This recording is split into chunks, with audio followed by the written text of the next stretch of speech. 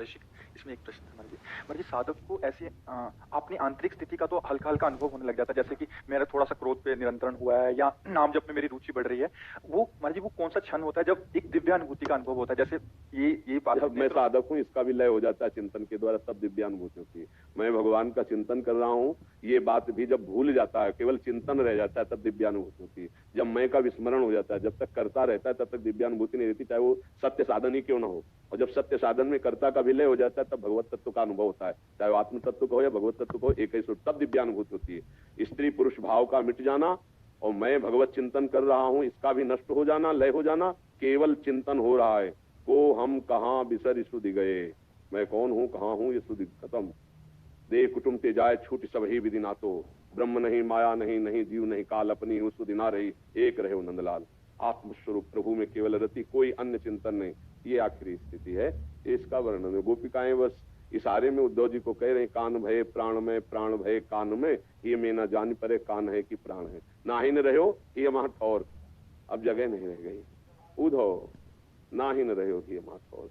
अब वो समझ पाए तो समझ पाए, जब मैं था तब हरि नहीं, अब हरि है मैं ना ही।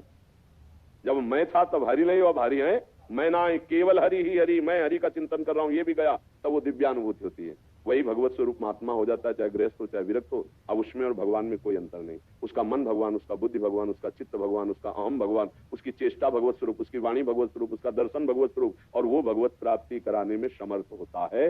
जो ऐसा होता है, सातरति सातरति सा लोकान तार्यति मम भक्ति युक्तो भुवनम पुनातु, वो लोक के लोक पावन कर सकता है, पर ऐसा करना बहुत कठिन है। 2-4-10 माला चला लेना, घंटा 2 घंटा साधना कर लेना, और इसके बाद विषयों का बैलेंस बनाकर मन को थामे रहना, ये चलता रहता है। लेकिन मन को निर्विषय करके सच्चिदानंद में एकाकार बुद्धि तदाकार तन्मयता, लाखों भक्तों में कोई एक, लाखों साधकों में कोई एक बिरला गुरु कृपा पात्र ऐसी स्थिति को प्राप्त होता है। अब चूंकि अध्यात्म की ऊंचाई की बात है तो सब पता नहीं सबकी समझ में आवे कि ना, पर जो साधक है वो तो समझ ही रहे हैं। जब तक देह शुद्धि है तब तक स्थिति का कोई महत्व नहीं।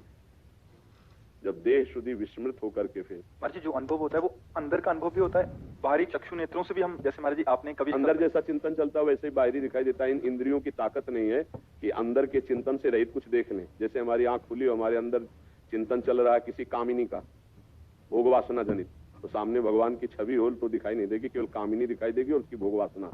ऐसे वो कामिनी के संग है, भोग वासना की स्थिति है, लेकिन उसका चिंतन सच्चिदानंद में तो कहीं कुछ नहीं है। एक स्थिति होती है, बस ये इसी स्थिति का साधक जन जो वास्तविक साधना में लगे हैं, गुरु कृपा से इंतजार करते रहते हैं कब वो दिन आएगा कि हम देह भाव विस्मृत होकर अपने प्रभु में तन्मय हो जाएंगे। पर वो अथक परिश्रम अर्थात पूर्ण पुरुषार्थ, कायर पुरुषों को नहीं स्थितियां प्राप्त होती। जिद्दी स्वभाव, हठी स्वभाव, जिसमें लगा उसमें लगा, तन्मयता प्राप्त, हारता है तो भी। जो वीर पुरुष होता है ना, घुटने टेक कर वो डबल बलशाली बनता है, अगर हार गया तो और जोश आया और आगे निकला। यहाँ कायर पुरुष नहीं है, वीर पुरुषों का मार्ग है। तो हो जाएगा कृपा से, वो पड़े हैं तो खाओ भंडारा चक आनंद पाओ, आनंद लो, वो बस इतना नहीं। नहीं खान पान ते भावे है, नहीं कोमल वसन सुहावे है, सब विषय लगे ते खारा है, हरि आशिक कामद प्यारा है। जो भगवान का लाडला आशिक होता है उसे कुछ सुहाई नहीं देता। पहले अनुभूति, बाद में व्यवहार, बाद में पद, पहले परम पद। यहाँ होता है पहले ही सब। मैं के आगे कोई भी उपाधि जो साधक स्वीकार कर लेता है वो परम पद का अधिकार खो देता है। मैं अमुक, परम पद का अधिकार खो दिया, पहले उपाधि को नष्ट करो। कोई उपाधि नहीं, अकिंचन, अनाश्रित, असरण, तब जाकर के उसकी शरणागति और मान उस तत्व को प्राप्त करता है। लेकिन असंभव है जब यहाँ के पद मिलते हैं ना। नहीं, हमें कोई उपाधि नहीं चाहिए, हमको प्रभु चाहिए। हमें प्रभु की अनुभूति करने के लिए निकले, प्रभु की अनुभूति। तो ये तन्मयता के बिना अनुभव में नहीं आता। जैसे थोड़ा भजन कर लिया, आपके विषय भोगों में रहता है नाना प्रकार, ये एक सुकृत जैसा हो रहा है, लेकिन भगवत तत्व का बोध करने वाली साधना तो नहीं हो रही ना। उसके लिए फिर एक आग पैदा होती है। दर्श बिन दुख न लागे नैन, जब से तुम बिछड़े प्रिय प्यारे कबो न पायो चैन। वो एक अंदर ही अंदर नाम जब चल रहा है, एक व्याकुलता है। कभी एकांत में रोता है, कभी प्रभु से विनय करता है, मानो बात कर रहा हो, प्रभु कब मिलोगे, कैसे, कहां जाऊं, किसके चरण पकड़ूं, क्या उपाय करूं, मेरे प्रभु मुझको मिल जाए। ये लगन, ये लगन ब्रह्मादिक के भोग सब विषम लागत ताई, नारायण ब्रज चंद्र की लगन लगी है जाए। वो व्याकुल घूमता है। देखो ये मार्ग बार बार कह रहे सूरवीरों का मार्ग है। जैसे सूरवीर के घाव होता है ना, तो वो हताश या निराश नहीं होता, उसको और एक वीरता आती है। और कायर खून देख के भाग पड़ता है। तो जहां कोई विपत्ति आई, निंदा हुई, उपहास हुआ, तो बोले यार जब से भक्ति शुरू की ना तब से बड़ी परेशानी है, भाग पड़ा, कायर है। वीर पुरुष और के अब रंग आएगा। जब तक भक्ति में विरोध ना हो तब तक ये तो समझना कि हमारी भक्ति रंग ला रही है। जब भक्ति में विरोध शुरू हो जाए तो आप बिल्कुल चौड़ी छाती करके चलो, तुम्हारी भक्ति रंग ला रही है। डंडे में झंडा फहराता है, डंडा होते हैं विरोधी प्रतिकूल, तब भक्त का झंडा। आज तक किसी भक्त का यश हुआ है तो उसके नीचे डंडा विरोधियों का लगा रहा है। मीरा जी तो देवरई, विक्रम राणा हारी विरोध, नरसिंह जी तो उनकी भाभी जी विरोध में, विभीषण जी तो भैया रावण विरोध घर ही में पैदा करके, ऐसा समाज का विरोध, लोक व्यवहार का विरोध, तब समझे कि हाँ भक्ति अब रंग ला रहे। जब उपहास हो, गालियां मिले, हर तरह के संकट उपस्थित हो जाए, तब मस्त हो जाओगे, अब हमारी भक्ति रंग लाने वाली है, भरी मिलने वाले।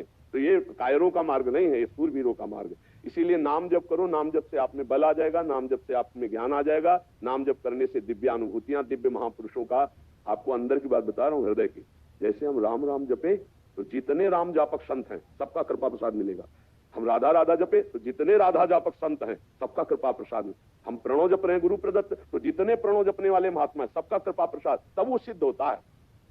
हमारे केवल बल से सिद्ध नहीं होता, उन महापुरुषों के कृपा प्रसाद से वो नाम उसके हृदय में जागृत हो जाता है। खूब नाम जप करो, आहार शुद्ध रहेगा तो नाम जप सही होगा, विचार शुद्ध रहेंगे तो आचरण शुद्ध रहेंगे, आचरण और विचार शुद्ध है तो वास्तविक भक्त है, आचरण भ्रष्ट है, विचार खराब है तो नौटंकी नाटक करने से भगवान की अनुभूति नहीं होती है। पक्का समझो, चरित्रहीन चाहे गृहस्थ हो चाहे विरक्त हो, कुछ नहीं है उसके पास। चरित्र पहला प्रमाण है कि आपकी साधना ठीक है, विचार आपका प्रमाण है कि आपका भजन ठीक है। तो बस हम अपने विचारों से पावन रहे, चरित्रों से पावन रहे, तो देखो पावन प्रभु का नाम कितनी जल्दी आपकी दिव्यानुभूतियों का पिटारा खोल देगा। एक से एक दिव्यानुभूति अब आपके हृदय में होने लगी। फिर बता नहीं सकते आप, पक्का समझिए। आप किसी को बताते हैं कि आप कितने रुपया बैंक में जमा किए हो, कितने जेब में, चुपचाप रखते हैं।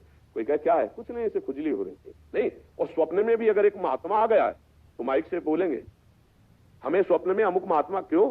वाह भाई, तुम्हें स्वप्न में हम, इसका मतलब अनुभूति नहीं हुई है, क्योंकि असली धनी अपने धन को छुपाता है।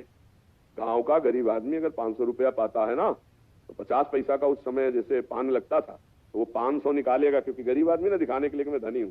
और धनी होगा तो 4 जेबों में छोड़ो कि 50 पैसा है कि, अगर कम वाला निकालेगा, समझ रहे हो? जो असली भजनानंदी होगा वो जब बात करेगा कहेगा भाई बहुत नीच और अधम हूं, बस आप सबकी कृपा का ऐसा।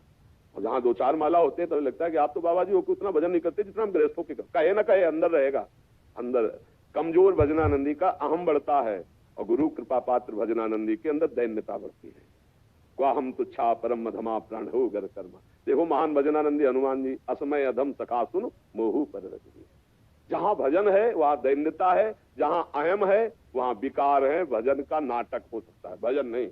अहंकार में भजन नहीं होता, उसमें भजन का नाटक होता है। और दैन्यता में नाटक नहीं होता, भजन होता है। इसलिए छोटी मोटी अनुभूतियों की कभी चर्चा भी ना करें। जिसका 1 अरब लक्ष्य हो उसे 100 रुपया दे तो खुशी होगी क्या? जिसका भगवान लक्ष्य है उसको छोटी मोटी अनुभूतियों से खुशी होगी क्या? वो और जल जाएगा। नहीं, मुझे आप चाहिए, छोटी मोटी अनुभूतियां सिद्धियां नहीं, मुझे आप चाहिए। भक्त को छोटी मोटी सिद्धि, छोटी मोटी अनुभूतियां कुछ नहीं। महान भूमा सुख की प्राप्ति के लिए अल्प सुख को वो त्यागता चला जाता है, तो उस महान सुख का वो अपने लोग क्या छोटी सी अनुभूति अल्प सुखों में